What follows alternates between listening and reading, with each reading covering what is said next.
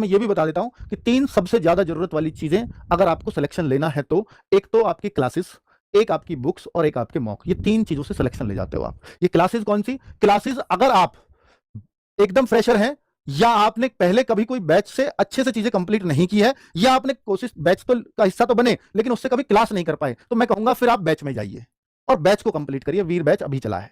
और अगर आप ये कहते हैं कि सर हमने बैच बहुत अच्छे से कंप्लीट कर रखा है, हमें सिर्फ रिवीजन की जरूरत है, तो फिर आप प्रैक्टिस सेट्स में जाइए। फिर आपको कोई पैसा खर्च करने की जरूरत नहीं है। अगर आप अपनी तैयारी को ठीक ठाक मानते हैं तो फिर प्रैक्टिस सेट से काम हो जाएगा।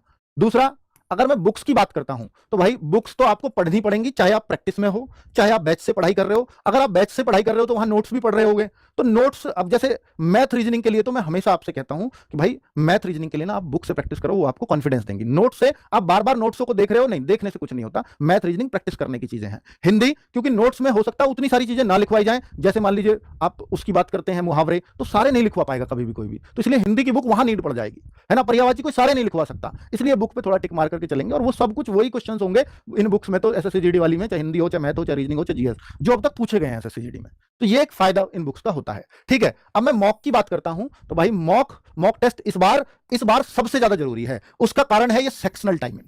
मॉक टेस्ट इस बार चूंकि 15-15 मिनट में अगर आपको मैथ करना पड़ेगा, 15 मिनट में रीजनिंग, 15 मिनट में जीएस और हिंदी की टेंशन नहीं है, केवल 15 मिनट में 20 क्वेश्चन कैसे करोगे इस बात की टेंशन है। और ये मॉक लगातार दे दे करके ये प्रैक्टिस करोगे, और मिनी मॉक में भी यही प्रैक्टिस कराऊंगा इस बार, तो उससे एक कॉन्फिडेंस आएगा। तो इसलिए साथियों इस बार मॉक बहुत जरूरी हो जाएगा। अगर मॉक नहीं दिया तो आप इस बार सिलेक्शन से काफी दूर हो जाओगे, क्योंकि जिन बच्चों का मैथ अच्छा भी है इस बार उन्हें भी 17-18 क्वेश्चन करने चाहिए।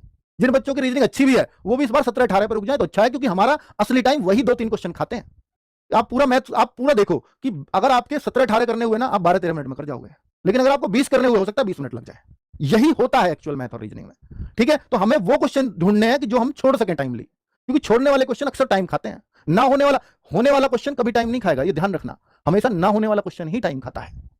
ठीक है, तो इसलिए आप सब लोग इस बार मॉक को अपने इस प्रैक्टिस का हिस्सा जरूर बनाना, और जितने ज्यादा मॉक कर पाओ उतना आपके लिए बेहतर रहेगा। मिनी मॉक तो मैं इस बार भरमार रूप से दूंगा ही आपको, लेकिन फुल मॉक भी आप ये प्रैक्टिस करके चलना। इस बार 15 मिनट मिलने वाले हैं, और इस वजह से इस बार कट ऑफ डाउन जाएगी। ये मैं गारंटी से आज लिख के दे रहा हूं आपको, लिख लेना कि 2026-27 की जो कट ऑफ होगी वो डाउन होगी 2027, केवल इस वजह से।